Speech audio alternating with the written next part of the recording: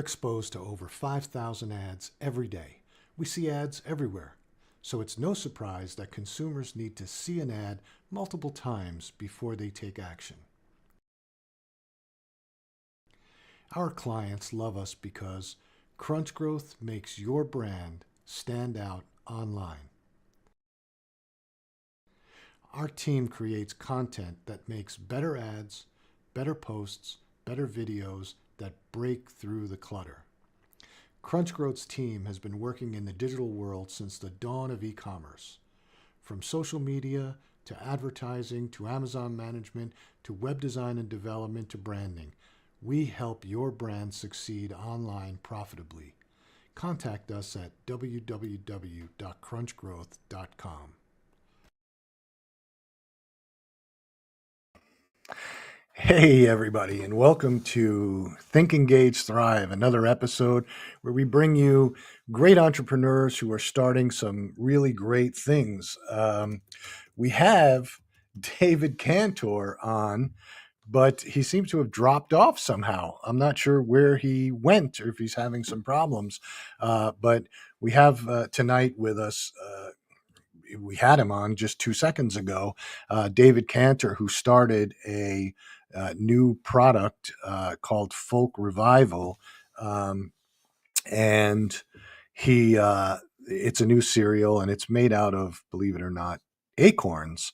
I'm not sure where he went. So this is a new one. Give me just 2 seconds here, and let me find out,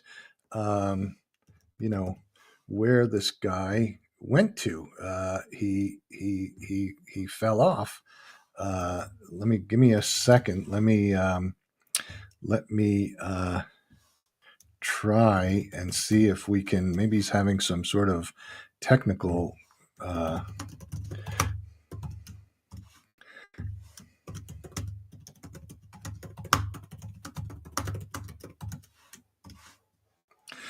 Let me see what's what. I apologize. I apologize for the delay. He was on here. We were ready to go. I ran the beginning, and he fell off.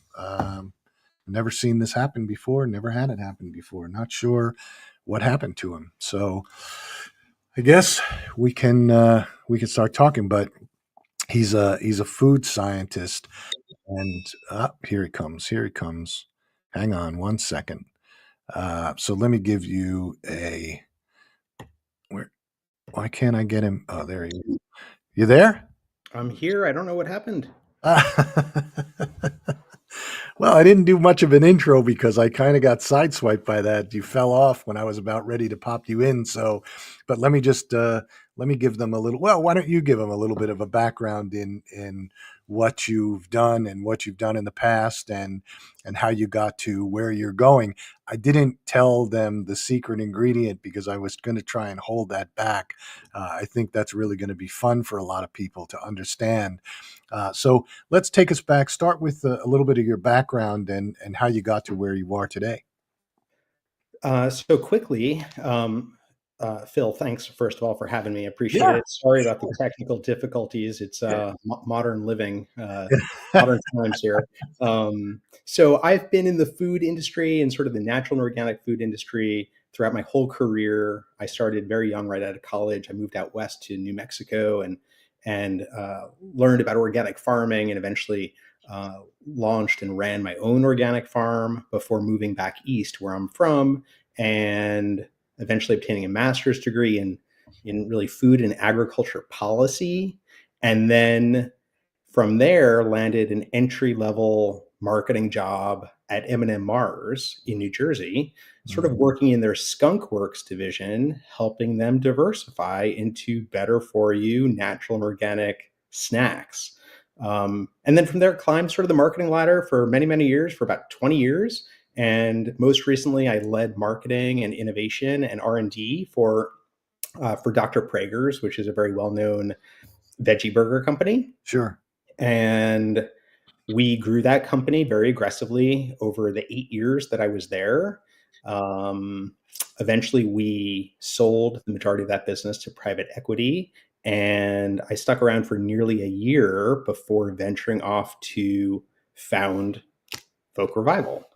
And I've been working on this. I worked on it all throughout 22, and we launched at the very, very beginning of 23. So we've been in market for about just over a year. And Folk Revival is it's a line of high protein, low carb, hot cereal made with acorns. That's amazing. So how do we get to that point, right? How, out of all the items in the world to start focusing on, how do we focus on acorns, and why do we focus on acorns? So I've been interested in sort of heritage foods and heirloom foods for a really long time, probably back to my days in my youth when I was farming. It's something I know quite a bit about and I care quite a bit about. I've read a lot about, and even when I was doing the sort of the corporate food marketing thing, I always kept my finger on the pulse of what was happening, like at the cutting edge, things Yeah. involving sustainable agriculture, regenerative farming, um, heirloom ingredients, heritage ingredients. And I've always thought that there was a white space there in the marketplace. There really weren't many brands. There haven't been very many brands that have really sort of planted their flag around heirlooms or heritage foods. And we, I was when I left Dr. Prager's uh, to begin working on this, I knew I really wanted to launch a food brand that incorporated heritage foods. In fact, it's part of like the brand logo, brand lockup here. If you can see it, And you could show us.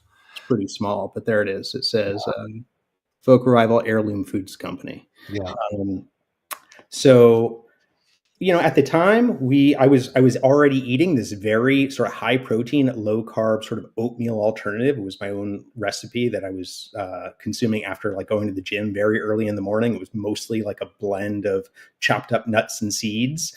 Tasted really good. I shared it with some family and friends. They ate it. I had already been thinking about acorns for the last few years. I read an article about acorns years ago. I actually tried making my own acorn flour years ago.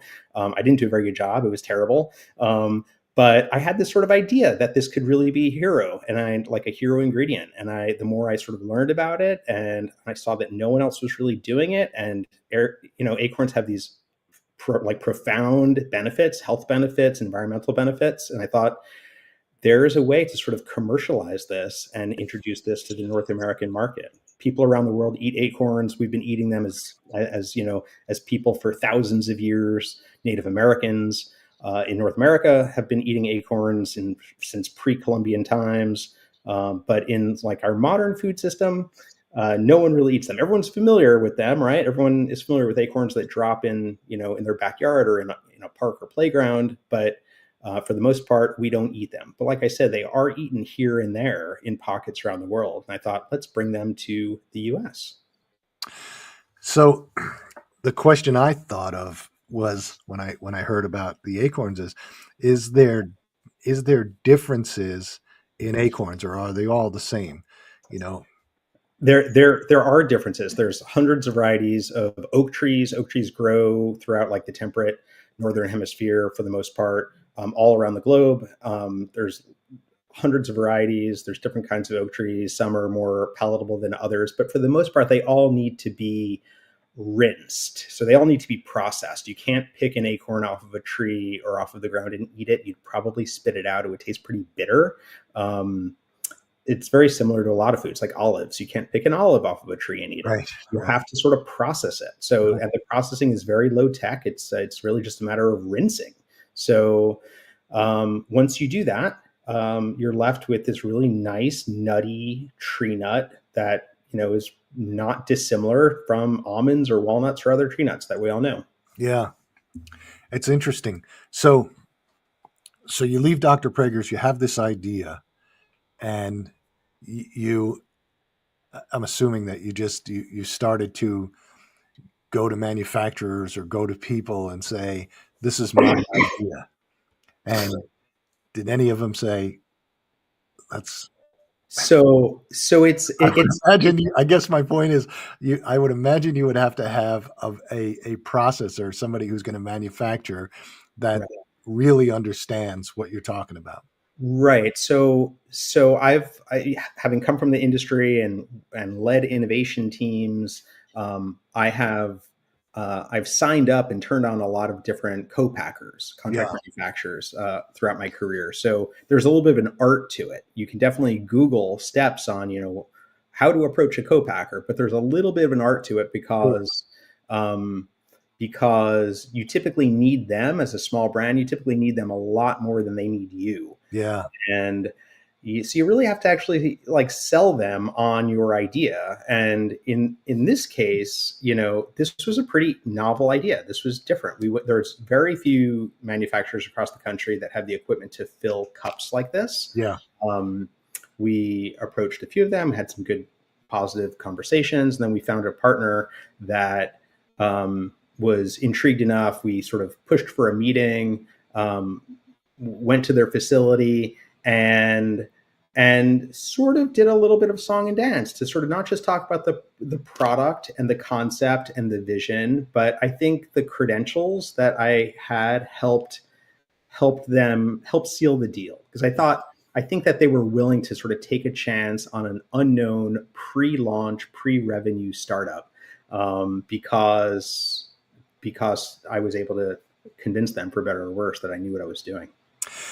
I think that's an important. I think it's an important point that you just said a little while back that I want to just bring to the forefront, because I talk to a lot of young entrepreneurs, a lot of people who want to start businesses, brands, and they need contract manufacturers. And what you said is extremely valid, is that you need them more than they need you, because you have to find the right one who's willing to understand.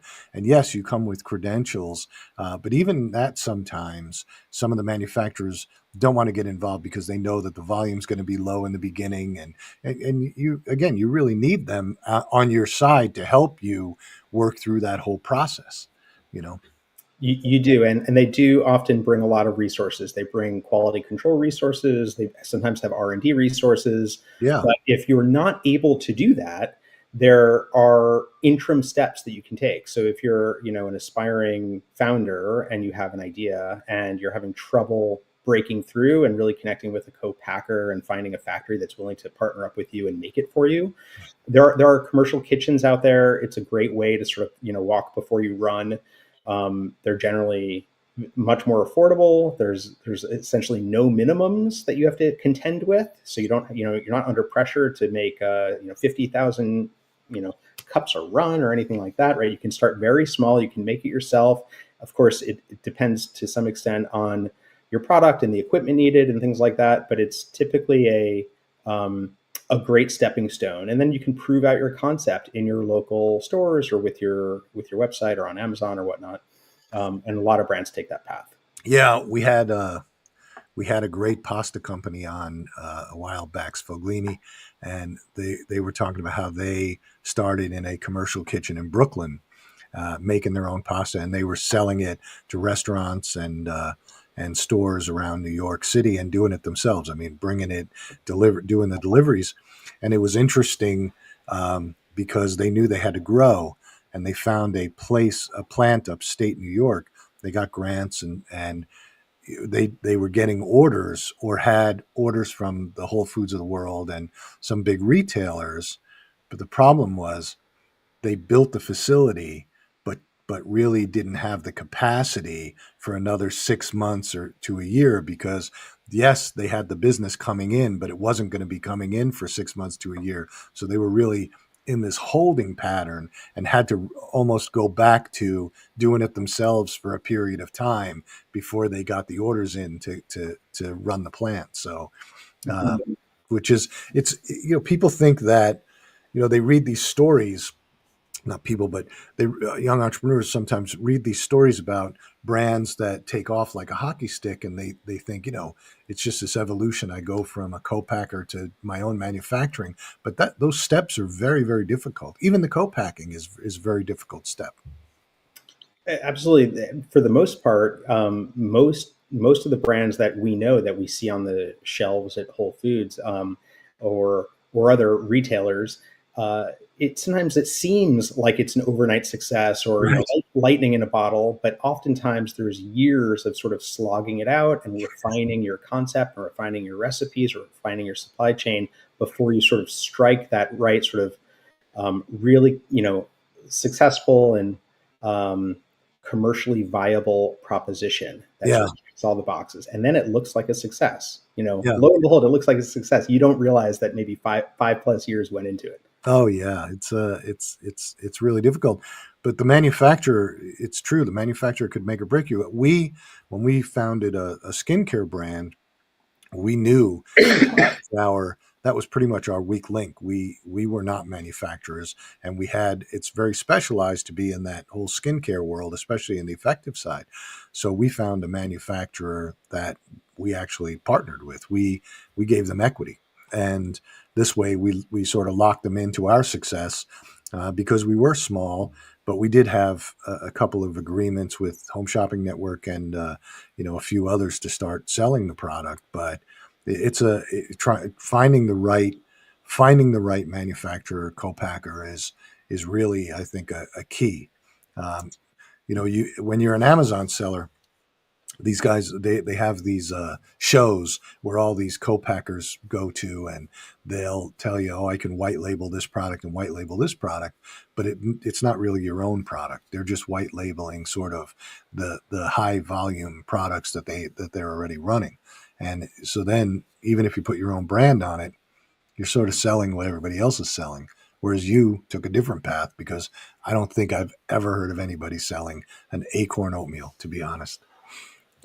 Well, yeah, I don't think no one else is doing it. That's why. But you know what? Brilliant minds, Phil, because we also truly partnered with our contract manufacturer. It didn't happen right out of the gate, but Yeah. we worked on it all throughout 22. We did our first line trials. We like validated the equipment and made sure, that our formulas would work well on their equipment. And then started placing some small orders to allow us to start selling online and to Amazon. It was very, very modest. 2023 was really all about sort of testing and learning. And as we worked together with the contract manufacturer and had a few production runs over the course of the year and got to know each other, they ended up investing in the brand. The more they got to know my team and I and the product and the opportunity in front of them, they decided to invest. And I think that's another sort of important contributing factor to we're still very early, but to the success we've had to date, is really bringing in different partners. So in addition to 5 partners who come from my network, my professional network, who are like across functions, finance, R&D, Sure. social media, et cetera, right? That who've all been rolling up their sleeves just like me and working for equity.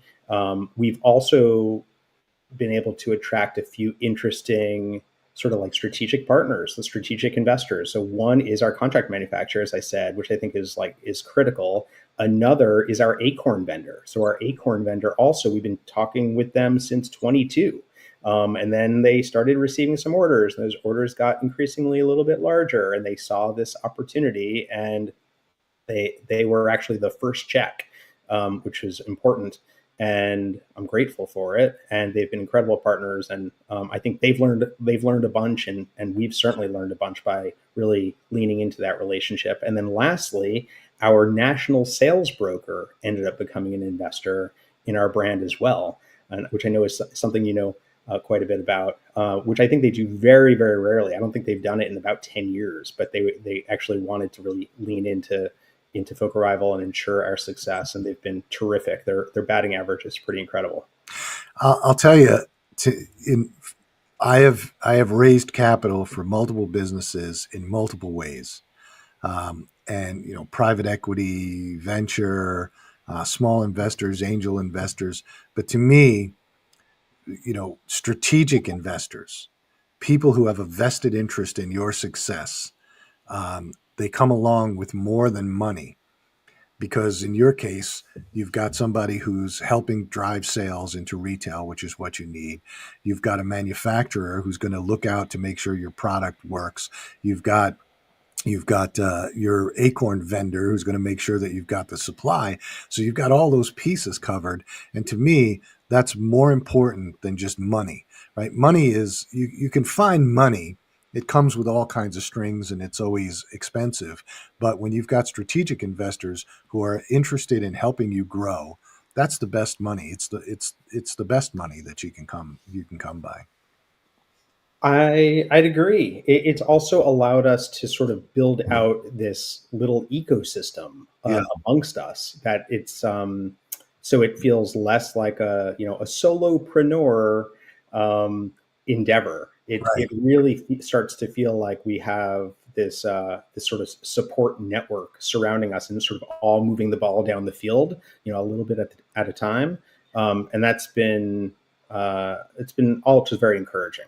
Yeah, and it's also important when you go to, big retailers. Everybody thinks, and I have this conversation all the time with folks. They just think they're going to walk into, the Whole Foods of the world, or the Targets of the world, or the WalMarts of the world, and say, here's my product. I'm doing really well on Amazon. I'm doing really well on my e-commerce site. I think it would be great.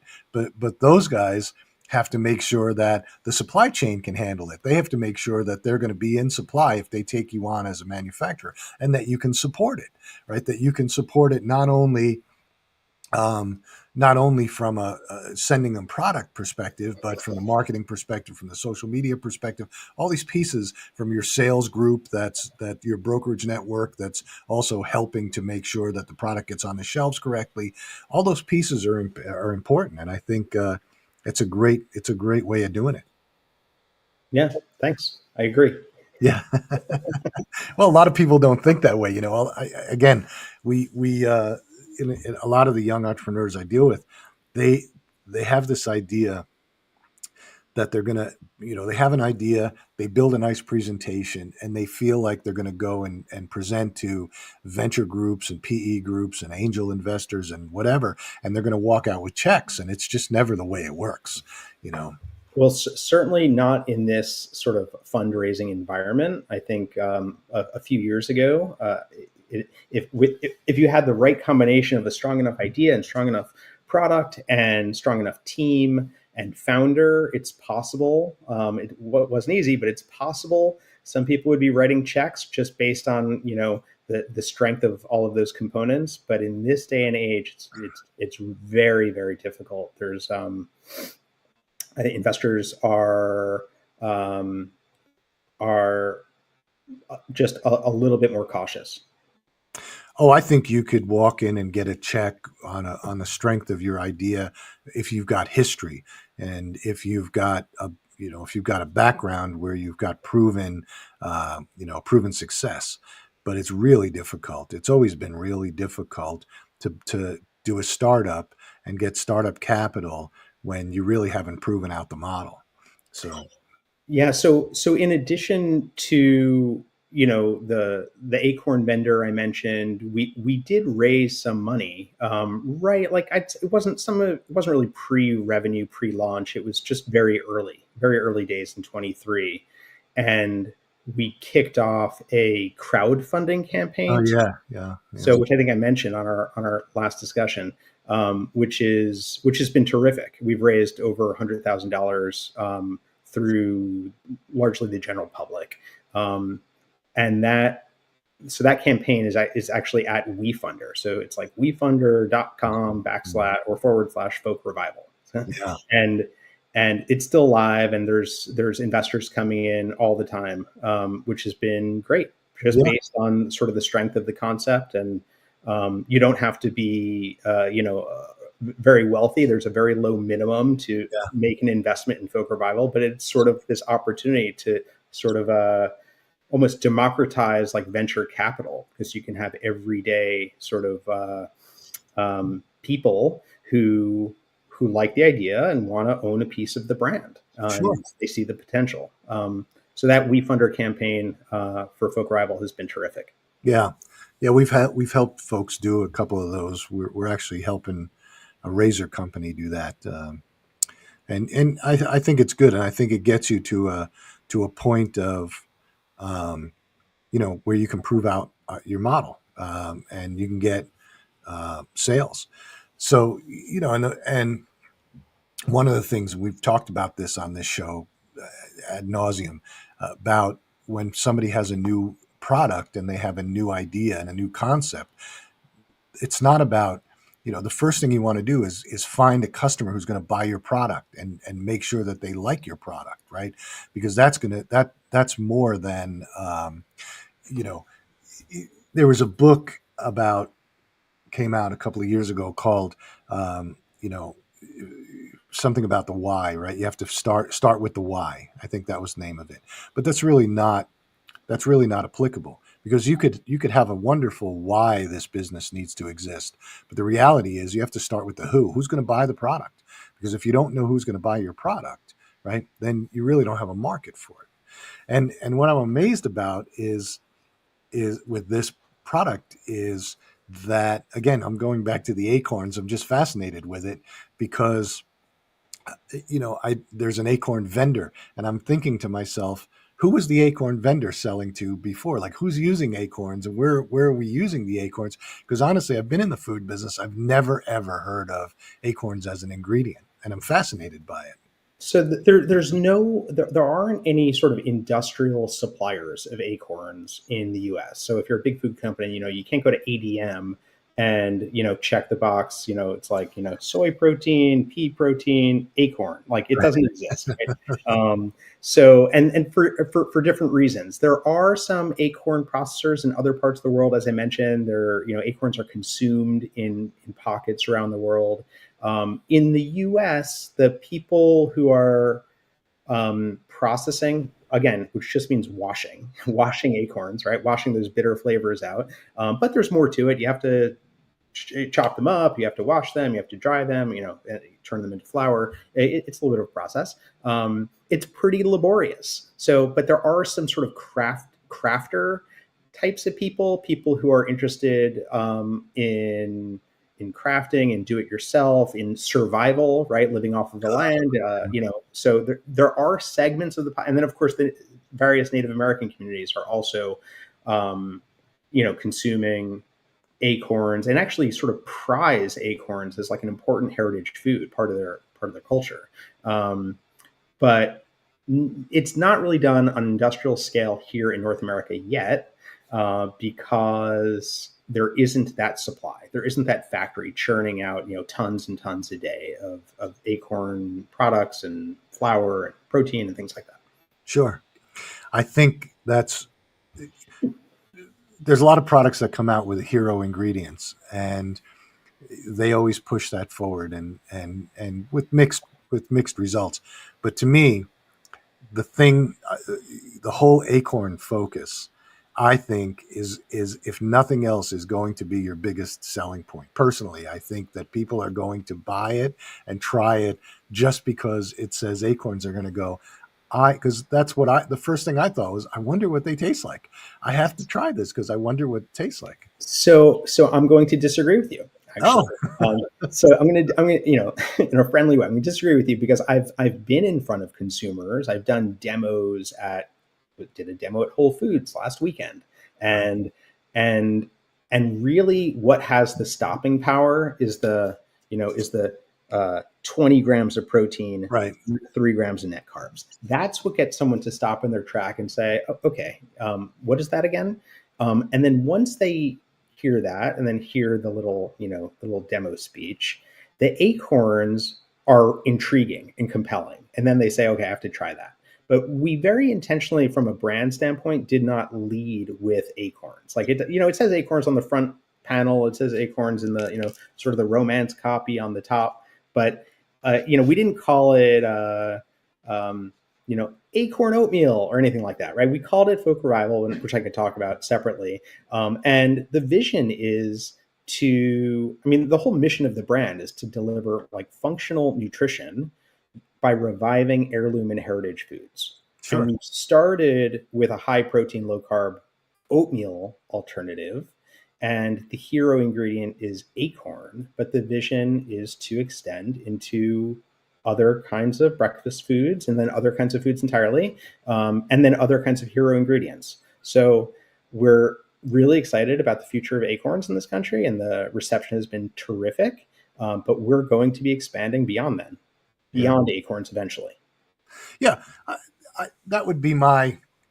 I'm just saying that if I saw this on the shelf and I stopped and picked it up, yes, I would be intrigued by the amount of protein and the carbs. But the minute it said Acorns, I would go, that's the to me that's the differentiating point that would trigger me to buy it. So there's a lot of things that say, so much protein. There's so many bars out there and so many other cereals that have all this protein and whatnot. And you go, okay, that's great. Even traditional oatmeal today is like high protein oatmeal. But the minute I saw Acorns, that would be the end of it. I'd say I just have to try it. I'm curious as to how it tastes, and I'd have to try it. So, and I think there's a lot of people out there that would do that. That's what we're finding. I think it's almost like there's like an old saying where it's like you see the product on the shelf and it's a little bit of like sort of nice to meet you, and then you pick it up and Yeah. you get to know each other a little bit better, and then you read the back panel and it's almost like you're dating. There's like a progression in the relationship. So the idea is to really capture them with the protein, because we know that Yeah. Americans are seeking protein and need it, certainly depending on your lifestyle. And then as they get a little closer and deeper into the relationship and start reading more, and they start reading this sort of the Acorn story, they start to fall in love, hopefully. That's essentially the little consumer journey that happens in the aisle in the grocery store. Yeah, I think that would be because again, just like there's noise and ads out there, it's so difficult to break through the clutter. If you can get somebody, the first step in the world of food marketing is to get somebody to touch the product, pick the product up, and get it in their hand. Because if you can get it in their hand, then you've gotten past that biggest barrier. Because people walk those aisles, and I'm guilty of it too. I walk the aisles in the grocery store. I go shopping every week with my wife at Wegmans, and there's some stuff I look at and I see the signs. I go, yeah, yeah, yeah. But when I stop and pick something up, 90% of the time it's going in the cart. And again, I would, if this was on the shelf at Wegmans and I picked it up, and I'd say, wow, Acorns, we're buying it. We have to try the varieties of flavors and that's just how I am. I'm still intrigued by it, and I told you I'm going to buy it because I am totally intrigued by the Acorn story. Yeah, I mean that's what we found throughout 23. So when just in terms of like the founding story, Yeah, we, I left my job at the end of 21. I worked on it all throughout 22, from the recipes to the packaging to the meeting with those co-packers and finding one and line trials and building the website and everything. That was all. It essentially took a year, all of 2022. sure. And then we flipped the switch and turned our website on in January 23. But it was very small. So it's important for, I think, for founders, depending on their situation, to sort of always have sort of a testing mentality. And Yeah, I very much had sort of a testing mentality. It's not really a launch, right? When you're putting it into a few stores, it's a soft launch, or it's a test launch. But we really wanted to validate the product and confirm that sort of that product market fit that you were talking about earlier, right? The who. And that's what we did all throughout 23. And we listened to consumers. We did demos, we talked to consumers, we listened to feedback coming into our website and things of that nature. And we made changes based on what we were hearing. This is almost like, it was almost like, in vivo market research. Like, it was real time market research, right? It wasn't like, pre-launch market research in a focus group facility. It was like, let's put it on the shelf and talk to consumers and get that feedback. And that's what we did. And we made changes to the recipes. We made some changes to the messaging. We dialed up the Acorn message, to your point, and we packaged up all of those changes. And then we finally felt like we were ready, and we pitched that to Whole Foods and shared it with Whole Foods, and they approved it. They approved the product. I don't think they would have done it 6 months earlier, based on the sort of the original product we got out the door. But with sort of this new and improved, like, messaging, packaging, recipes, they approved it, and they rolled us out into essentially all of their East Coast stores. It goes a little a little further west than that, but it's essentially the eastern seaboard and a little bit beyond. It's about 170 stores. The vast majority of their stores across up and down the East Coast. That started in January, so it's very new. It's on shelves now at Whole Foods, just for the last few weeks. It's actually on promotion now. It's on deal, so you can go to the store and save $1 or something, which has been great. But we're off to the races now. It sort of feels like we're a little bit off of home base and like on our way to first base. It feels a little bit like that. Yeah, I think again, another important milestone, because I think, again, people, you said it before, people look at something on the shelf and they think, oh, well, they just launched that, but they don't think about the 5 years prior to the work involved, right? People are going to start to hear about this. They're going to start to see it. You'll probably start doing bigger advertising and, possibly, connected TV, things like that. Um, and people are going to see it, and they won't realize that, this really started in 2021, 2022, 2023, all these pieces of learning and testing and trying to refine before you go out and do it. Like you said, Whole Foods possibly wouldn't have taken it 6 months earlier, but they took it now, and they probably wouldn't have taken it with all, until you had all that learning, which is, it's important. It's difficult. You've got to be prepared for it. You have to understand it. You have to have that mentality that you're testing and refining, because you're 100%. I think too many times people go out with their product and they think that it's final, and they start going hot and heavy, and it doesn't work because they've got to reformulate, bring things back, change the packaging, change the messaging. So I think you did it the right way. Thanks. Again, it helps that this is what I've been doing for Yeah. as long as I've been doing it. I've been really growing small, natural, and organic food brands for a long, long time. So there's a lot to be said for. I've done it. I haven't always done it the right way, right? I think I've made mistakes probably on other people's dimes at times. It happens, but I think I've taken the lessons learned from previous launches and sort of kept it small. I very much believe in the sort of crawl, walk, run approach. It's expensive, right? We have a national sales broker who could get us into the vast majority of accounts out there. They have the relationships and sort of the muscle and the know-how to get us on the shelf at the largest retailers across the country. Not necessarily all of them, and not overnight, but certainly a handful of them if we wanted it.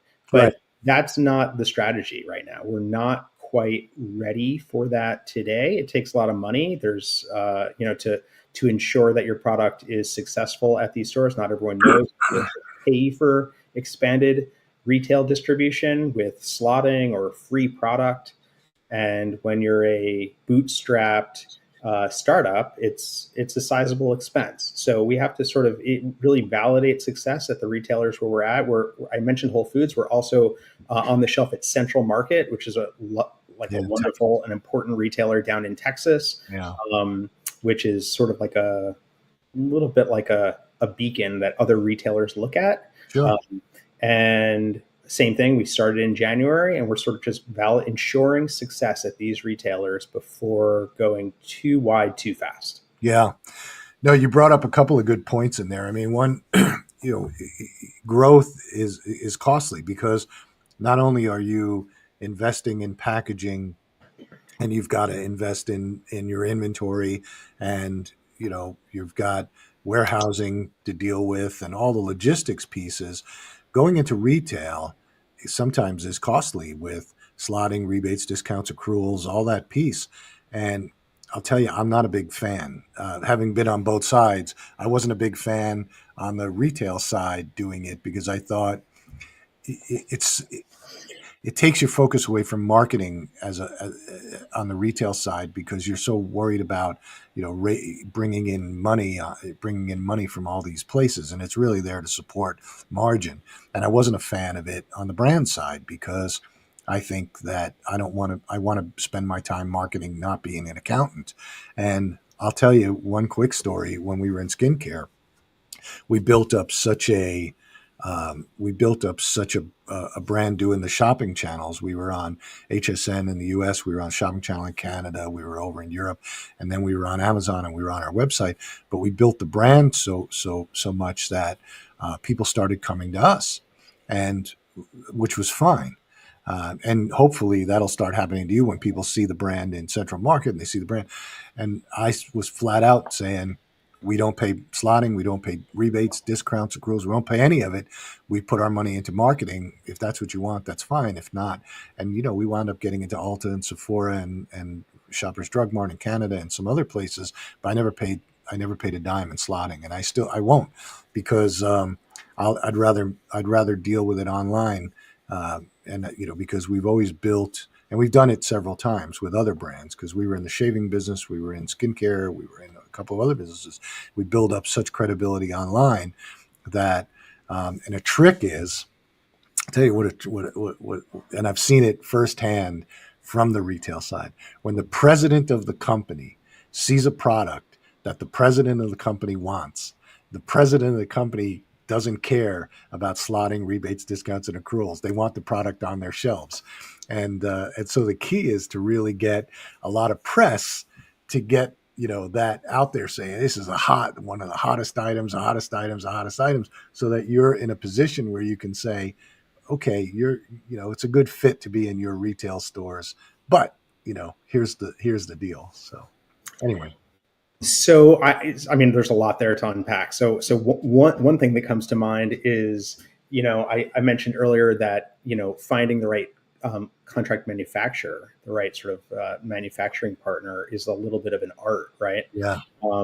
So I think it's the same with those initial discussions or even negotiations with retailers, but similar to co-packers, you need them more than they need you. So in the case of Whole Foods Market, wonderful retailer, very important flagship retailer across the country that I've worked with in different capacities for a couple of decades. Sure. If I had said during those initial conversations, thank you for the yes, thank you for the authorization, but FYI, we don't pay slotting, I don't think we'd be on shelf today. No. So to your point, yes, when you have the right, and it when you know it, right? Like when when like if you have the right product and there's enough like push or pull to your brand, and you feel like you have the right leverage, and you can say, it's the president of the company asking for it was a skincare company asking for the skincare. We're not going to pay slotting. We want to put that into marketing. So more power to you. Amen. That's amazing. I don't think I had that leverage in this discussion. So it's wonderful theoretically to say, we're not going to pay slotting. But in this instance, this allowed us to get off of home base or home plate. And then we'll see, that this is how you start to build momentum as a young brand, right? You get into a few accounts and you succeed there, and you take that success and you share it with other retailers, so that especially retailers who are maybe less willing to take a chance on a young startup brand, right? They want sort of proven, proven power SKUs on shelf. So this is how it's done, sort of incrementally, step by step. Yeah, I mean, different scenario. We weren't starting out.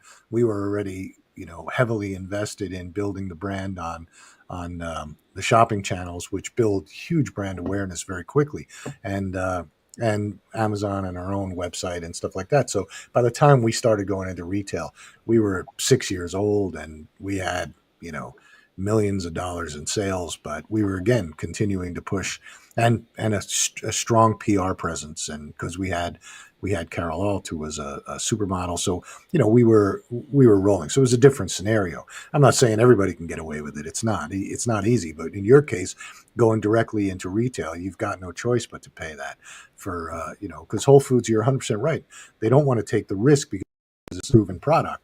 So if they're going to put it in there, you need to show them that you're willing to support it, in a way. But I think once you get rolling, it's going to be one of those products like, people are going to start coming to you and saying, hey, we need the product because, so-and-so saw it and wants it, or so-and-so read this article and wants it.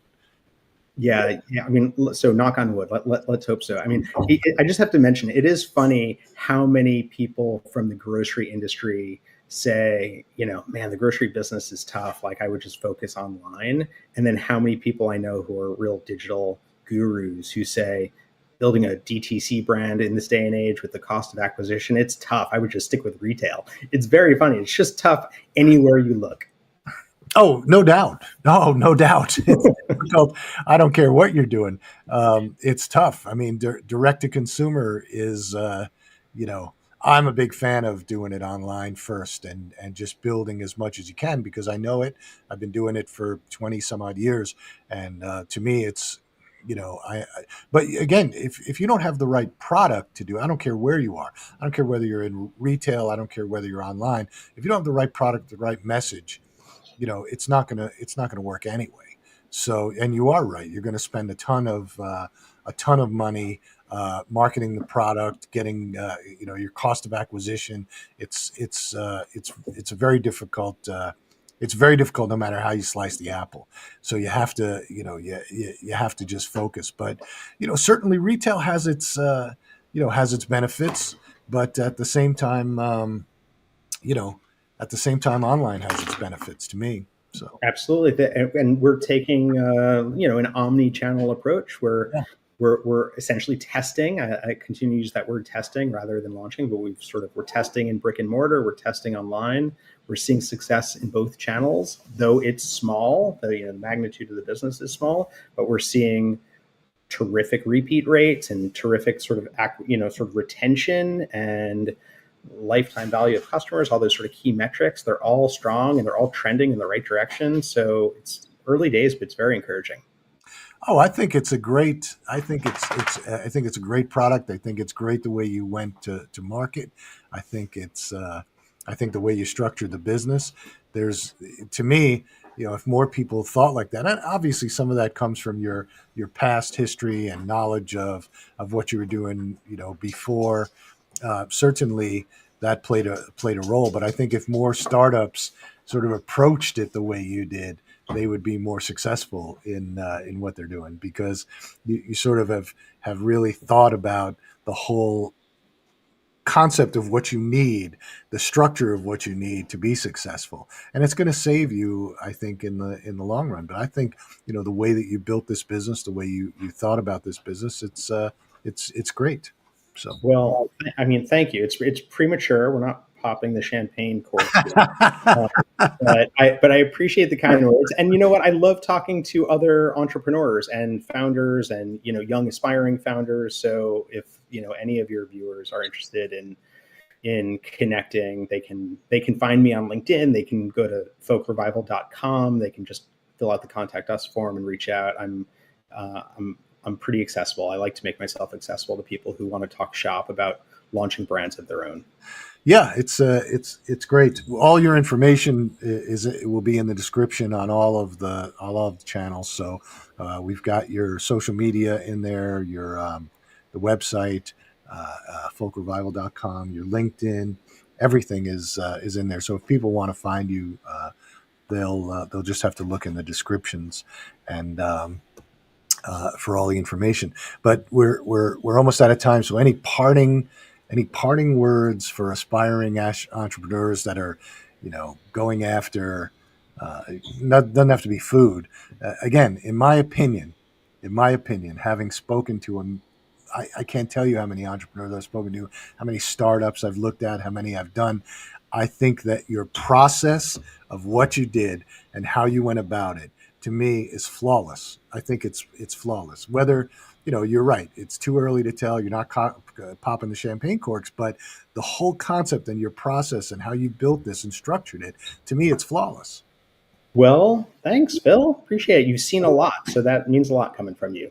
Um, eh, you know, so parting words, I would say, make sure you have a good idea. Like it boils down to the strength of your concept, whether it's food or a service or anything in between, right? So you really have to make sure that you have a good idea. You have to have confidence that there's a real need that you're sort of like meeting an unmet need out there, right?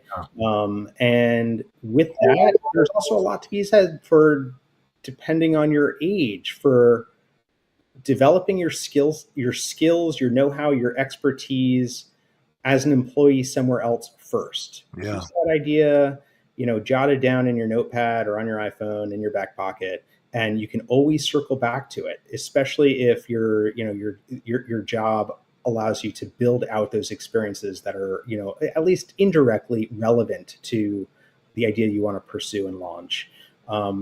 It also, by doing that, it also allows you to expand your network, because it's very hard to do this type of thing alone, whether it's, again, whether it's tech, whether it's CPG, whatever it may be. Yeah. You really do need to have a network of people whose skill sets complement yours, whose the quality of their work, you value, people you trust. There has to be so much sort of trust involved in this process. People with integrity who are going to sort of do right by you and the brand. And you can't do that when you're necessarily right out of college all the time, Yeah. right? So taking your time, sort of really percolating on the idea, building out that skill set, building out your professional network, so that when you're ready to launch, you're coming at it with so many more tools in your toolbox, and your chances of success are so much greater. Also, I might add, it's expensive. Oh, yeah.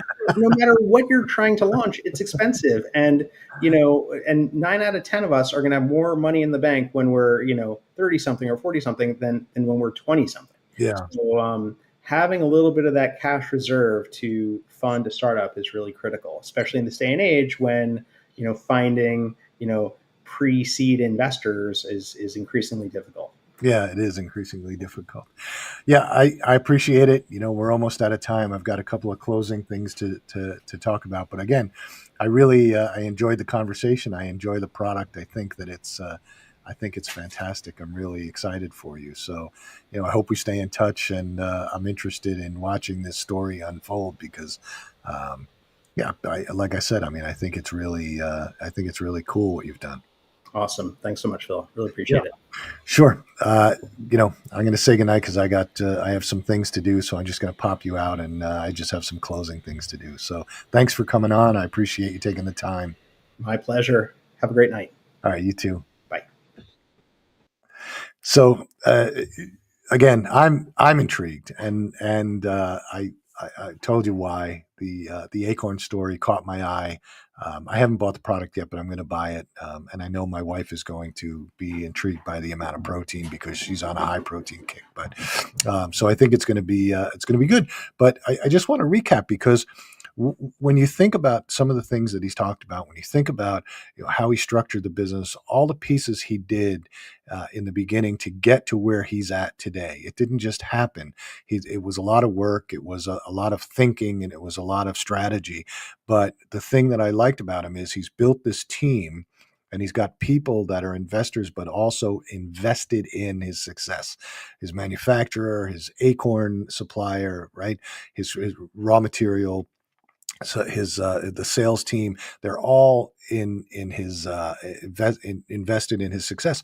Now, here's the thing: we hear about this a lot. That you should always surround yourself with people who are smarter than you. I never believe that, but I do believe in surrounding yourself with people that share your vision, and that's exactly what he's done. So that's why I think he's done a really good job of structuring his business for success.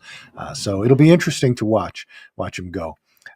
So we're out of time, unfortunately. We went a little bit long, but thanks for joining in.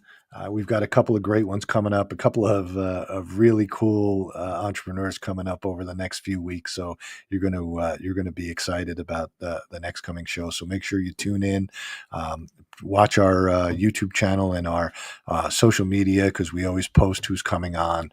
So pay attention to that, and have a good night, and we'll see you next week.